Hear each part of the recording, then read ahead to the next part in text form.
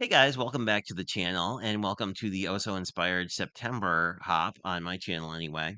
I was inspired by our piece today, but also by this cool Cozy Critters ephemera from Pick and Maine that I've been having a lot of fun with lately.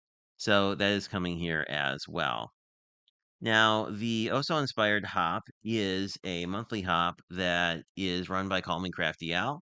And basically, a bunch of crafty friends come and just do their take on an inspiration piece, which could be anything from the whole piece to a portion thereof. Anyway, uh, let me pop up this month's inspiration. It is from Megan Kay, and you can check out the inspiration piece and say something friendly on her Instagram. There's info on all that stuff below. But in looking at this piece, the thing I really liked was really the overall composition and layout. I love the sort of three rectangles you have going on in the original, as well as bringing in some pretty subtle focal pieces. I kind of ignored portions of that, but I think I kind of kept the original intact.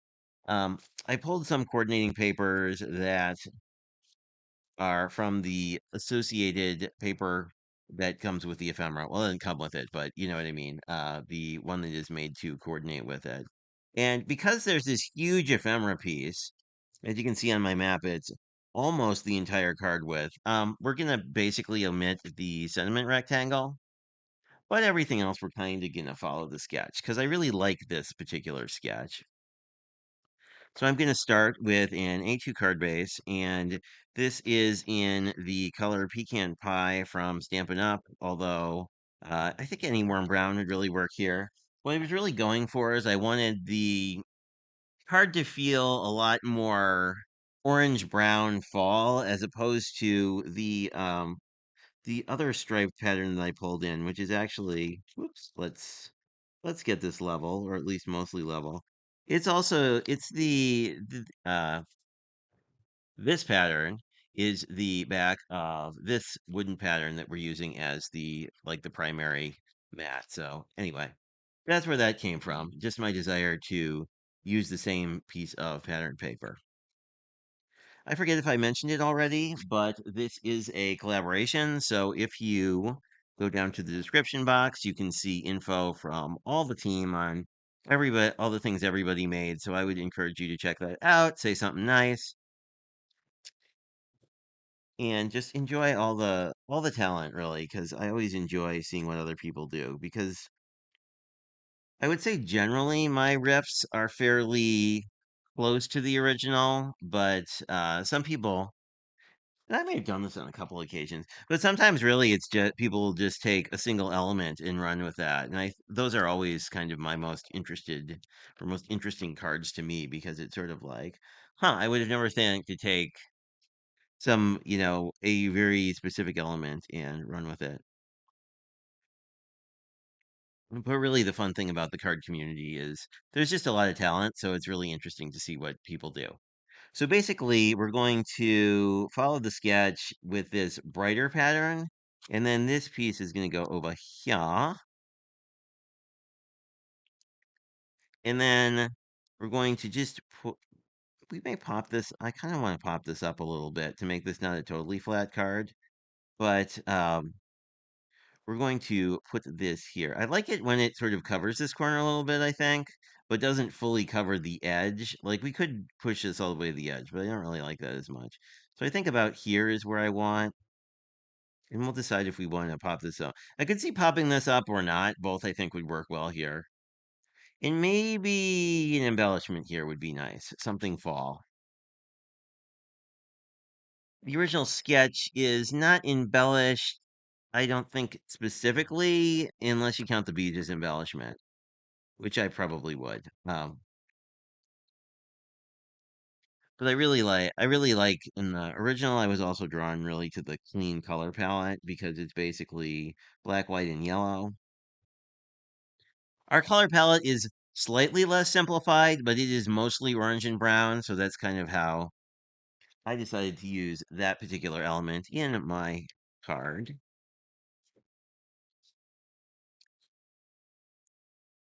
So we have this guy down. There we go. So I want to preserve a little bit of the pattern paper at the edge here, just so that it doesn't get totally lost, because this is going to, I don't think we need to pop this up. So let's just grab a little adhesive. We really don't need to support, if the top corner here pops up, that's fine, because it's not super supported. But I think this will work pretty well. The only thing we have to be a little careful about, that should be okay. Yeah. The nice thing is these sort of not completely straight line of the pumpkins here makes our life easier. Now, there are two layers here and one here that so that if you wanted to support this ephemera piece, you certainly could. I don't know if you can tell. Actually, you could have. So this is not really adhered down in here, so you don't quite get the level of warping you might get if I glued this all the way down. So I'm a fan.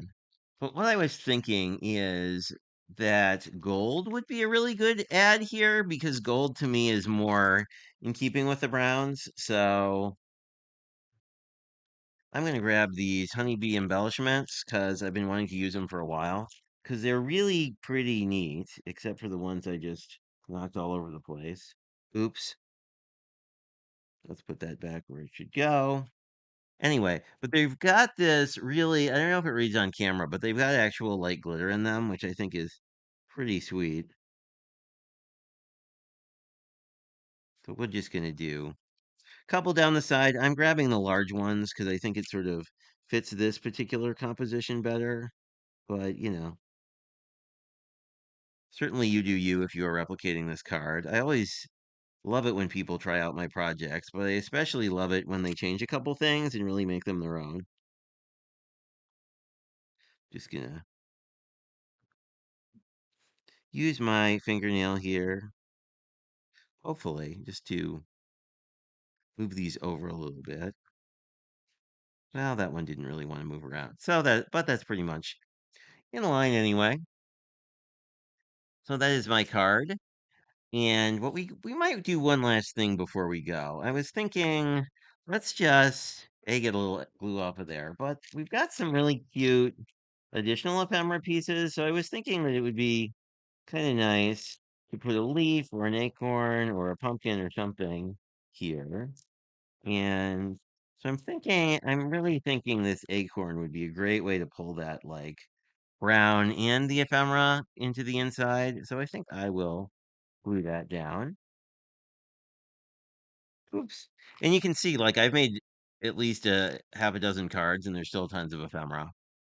And they did the thing which I like a lot, which is that you get sentiments as well. So I don't know. I'm always a little saddened when I get a really cool ephemera pack, and then it's sort of like, oh, but I need to stamp out the sentiments, and it makes it less of a quick and easy kind of thing.